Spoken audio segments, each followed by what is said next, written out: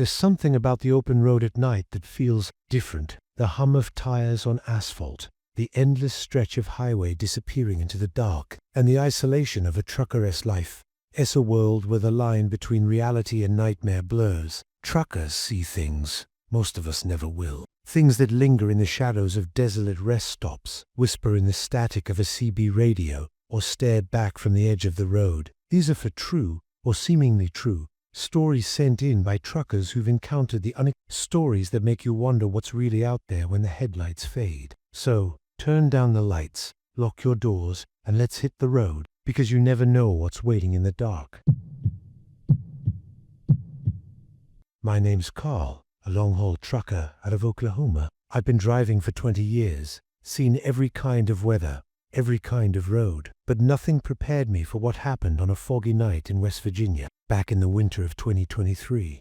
It was late, maybe 2 a.m., and I was hauling a load of auto parts from Pittsburgh to Charlotte. The route took me through the backroads of Appalachia-Wisting, narrow roads flanked by dense forest and steep drops. A thick fog had rolled in, so heavy my headlights barely cut through it. I'd pulled over for a nap earlier, so I was alert enough to notice something strange up ahead. At the edge of my high beams, maybe 50 yards out, I saw a shape on the shoulder. The figure was clearer now, a man, maybe in his 30s, standing stock still on the side of the road. He wore a dark jacket, jeans, and a baseball cap pulled low over his eyes. My GPS started acting up, the screen flickering, showing me off the road in the middle of nowhere. I cursed under my breath, tapping it, but it wouldn't stabilize. I grabbed my flashlight and a tire iron from under the seat. No way was I going out there unarmed. The fog was so thick I could barely see 10 feet ahead. I stepped out, the cold biting through my jacket, and walked to the back of the trailer. The thumping had stopped,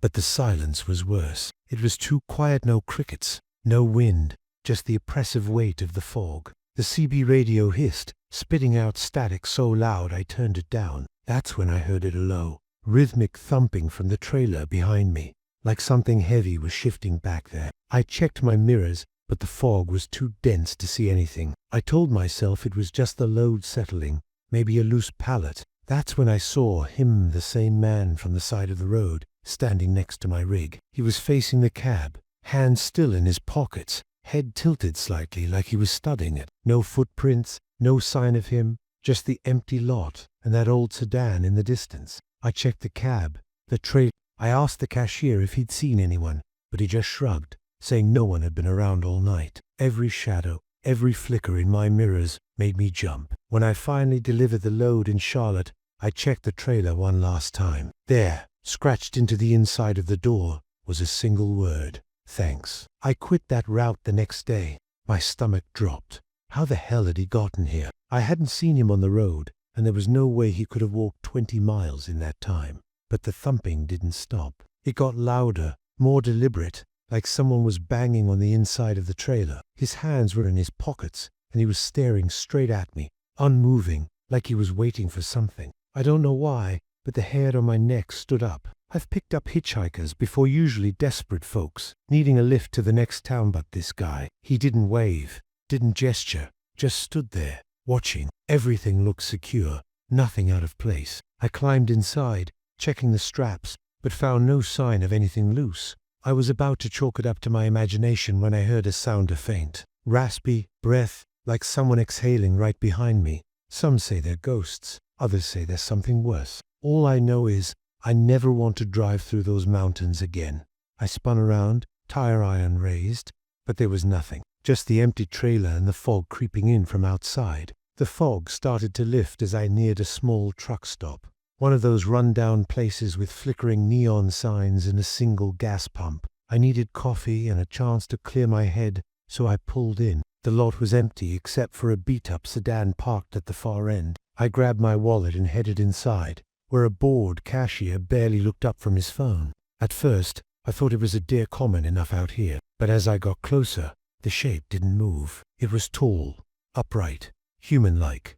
My hands were shaking as I started the engine. I told myself I was just tired, hearing things. But as I pulled back onto the road, the CB radio crackled to life. No words, just a low, guttural hum, like someone holding the mic open and breathing into it. I turned it off, my pulse racing. My heart skipped a beat. Hitchhikers aren't rare, but at this hour, in this weather, on a road this remote, something felt wrong. I was creeping along at 25 miles an hour, the CB radio silent except for the occasional crackle. I hadn't seen another vehicle for hours, just me, my rig, and the endless grey curtain of fog. I was tired, but not exhausted. As I passed, I glanced in my side mirror. He was still there, staring, but now he was turning his head to follow my truck. The fog swallowed him as I drove on, and I let out a breath I didn't know I'd been holding. I slowed the truck to a crawl. I decided to keep going. I was about to stop in the middle of nowhere for some guy who looked like he stepped out of a horror movie. About 10 miles later, the fog thickened even more. I pulled over at a small clearing, my heart pounding. I unlocked the trailer doors and swung them open. The beam of my flashlight cut through the darkness inside, illuminating stacks of crated auto parts. I got out of there fast, locked the doors, and climbed back into the cab. The next hour was uneventful, but I couldn't shake the feeling I was being watched.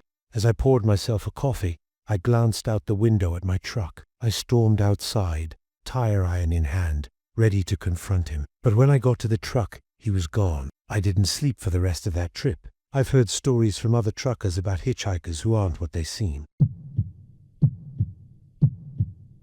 This story comes from a trucker named Maria, who shared it on a forum a few years back. She's been driving for over a decade, mostly overnight hauls across the Midwest. She is not the type to scare, Hizali says. She has dealt with everything from blizzards to road rage. The highway was dead, not a car in sight for miles. The sky was clear, stars bright enough to make you feel small. Maria was sipping coffee, listening to the low hum of her engine when her CB radio crackled to life. She hadn't heard chatter all night, so she turned up the volume, expecting another driver looking to pass the time. But one night in 2022, on a lonely stretch of I-80 in Nebraska, she encountered something she still can't explain. Just east of you, Starlight, mile marker 312, where you're headed. The voice was male, rough, with a faint southern drawl. Maria hesitated. She didn't usually chat on the CB to many creeps out there, but the boredom was getting to her. She picked up the mic. It was around 3 a.m.,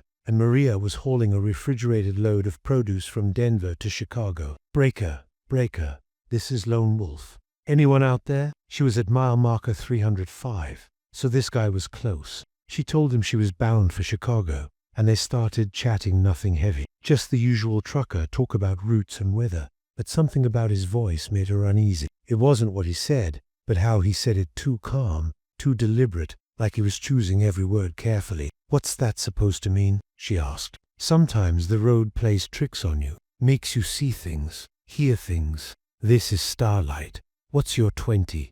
Lone Wolf, she replied, keeping it casual. She tried to change the subject, asking about his load, but he ignored her. You ever hear a voice that shouldn't be there? Starlight, like someone whispering your name. How the hell did he know her name was Maria? She didn't respond, her hands gripping the wheel. The radio went silent for a moment, then crackled again. There was a pause, then the voice came back.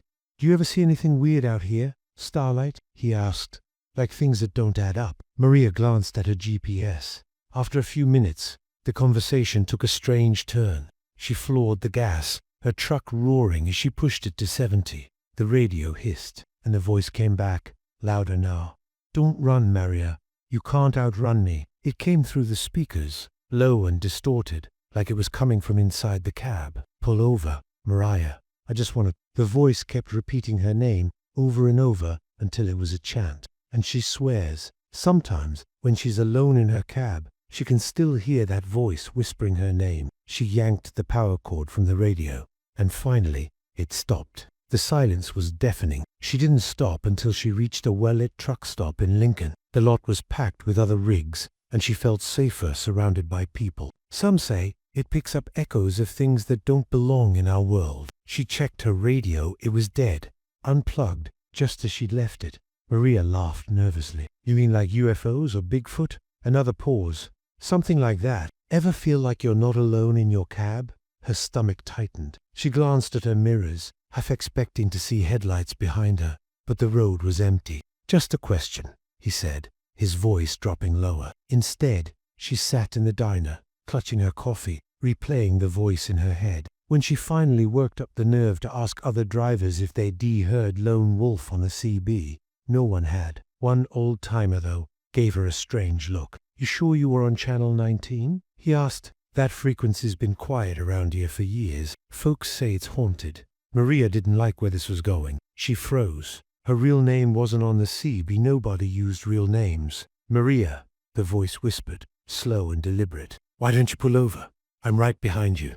Her blood ran cold. She checked her mirrors again, nothing but darkness. She turned off the CB, her heart pounding so hard she could hear it, but the voice didn't stop. She screamed, slamming her hand on the radio, but it wouldn't shut off. Maria drove for another hour, her eyes darting to every shadow, every flicker in her mirrors. She didn't sleep that night. Maria never used her CB again. She still drives, but she avoids I-80 at night. Some say the CB picks up more than just radio signals out there.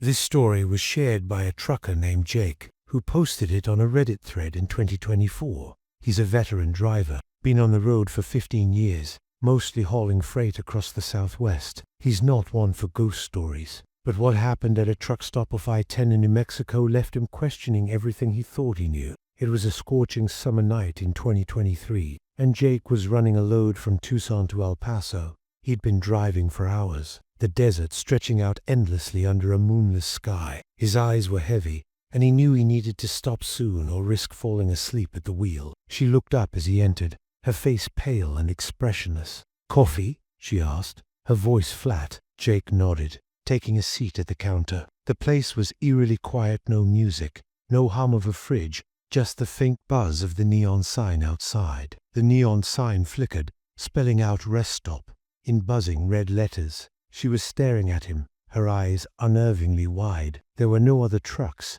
just an old pickup parked near the diner. Jake pulled in, cut the engine, and stepped out into the oppressive heat. The air felt wrong thick, almost suffocating, like it was pressing down on him. Around 1 a.m., he saw a faded sign for a truck stop at mile marker 47. He didn't remember it from his usual route, but the promise of coffee and a quick nap was too tempting to pass up. He paid for the coffee and headed back to his truck, eager to get out of there. As he climbed into the cab, he noticed the pickup was gone. He hadn't heard an engine, hadn't seen anyone leave. The lot was empty now, just his rig and the flickering neon sign. The truck stop was small, just a gravel lot with a single-story diner and a few gas pumps. The dashboard lights flickered and the engine sputtered, then died. The tapping started again, now on the driver's side. He didn't look. He didn't want to see it. Instead, he fumbled with the ignition, praying the truck would start. He locked the doors, reclined his seat, and closed his eyes. "Stay," it said, over and over. "Stay, stay." He says he still sees that face in his nightmares, those empty eyes staring through him. And sometimes, when he's alone in his cab, he hears a faint tapping on the window. And once you find them, they don't let you go. That's when he heard it, a faint tapping on the passenger side window. He sat up, heart racing, and peered into the darkness. Nothing. Just the empty lot. He told himself it was the wind, but there was no breeze. Inside the diner, the place was deserted except for a waitress behind the counter, wiping down glasses. He grabbed his flashlight and shone it out the window. The beam caught something, a face, pale and gaunt, pressed against the glass. Its eyes were black, empty, like twin voids. Jake yelled, scrambling back, but when he looked again, it was gone. As he sipped his coffee, he noticed something odd. The windows were reflective, almost like mirrors, but they didn't show the diner's interior. Instead, they showed the parking lot, but not as it was. In the reflection, there were dozens of trucks parked outside, their headlights glowing in the dark. Jake blinked, thinking it was a trick of the light, but when he looked again, the reflection was the same. He turned to the actual window, nothing but his truck and that lone pickup. He tore out of the lot, gravel flying, and didn't stop until he reached a rest area 50 miles away. When he checked his GPS, there was no record of a truck stop at mile marker 47. He asked other drivers about it, yet none of them had ever heard of it. "You seeing something out there?" the waitress asked, her voice cutting through the silence. Jake jumped, nearly spilling his coffee. "Just thought I saw something," he said, trying to sound casual. She didn't smile. "Lots of things out here that don't belong. Best not to look too long." Jake forced a laugh, but it died in his throat. He decided to catch a quick nap before hitting the road again. The tapping came again, louder this time, like fingernails on glass. He started the engine, ready to peel out, but the truck wouldn't move. That's when the radio came on by itself, blaring static, mixed with a low, guttural voice. Jake slammed his foot on the gas, and the truck roared to life. Jake doesn't drive that stretch of I-10 anymore. Some places on the road don't exist on any map. This final story comes from a trucker named Tom who shared it anonymously on a forum in early 2025. He's a newer driver, only a few years on the job, but what he experienced on a remote highway in Nevada will stay with him forever. He was on US 95, a lonely two-lane road that cuts through the desert. It was around midnight, and the sky was pitch black. No moon, no stars, just the glow of his headlights. He was listening to a podcast to stay awake, but the signal kept cutting out, leaving him in silence. It was October 2024, and Tom was hauling a load of electronics from Reno to Las Vegas. About an hour into the drive, he noticed something in his rearview mirror, a figure standing on the side of the road, just at the edge of his taillights. It looked like a woman wearing a white dress that seemed to glow faintly in the dark. She was facing away from him, her hair long and dark, blowing in a breeze he couldn't feel.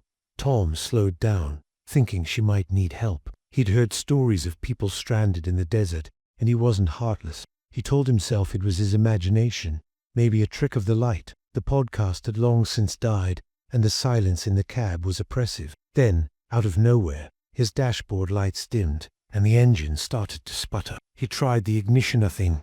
The radio was silent. The sea be dead. He was alone, miles from the nearest town, with no cell signal.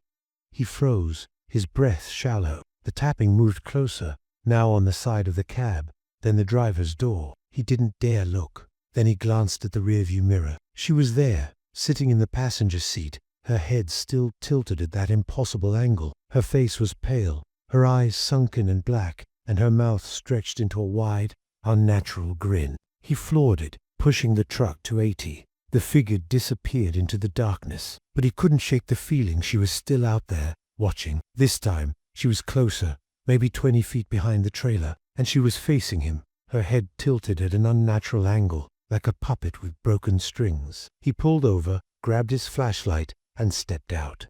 The dashboard lights flickered back on, and when he looked again, she was gone. He drove straight to Vegas, didn't stop, didn't look back. The highways at night are a different world, one where the rules of reality don't always apply. If you've got a creepy story of your own trucker, or otherwise send it to us through the links in the description. We're always looking for new tales to share. If you enjoyed this video, give it a like, subscribe, and hit the bell so you don't miss the next one.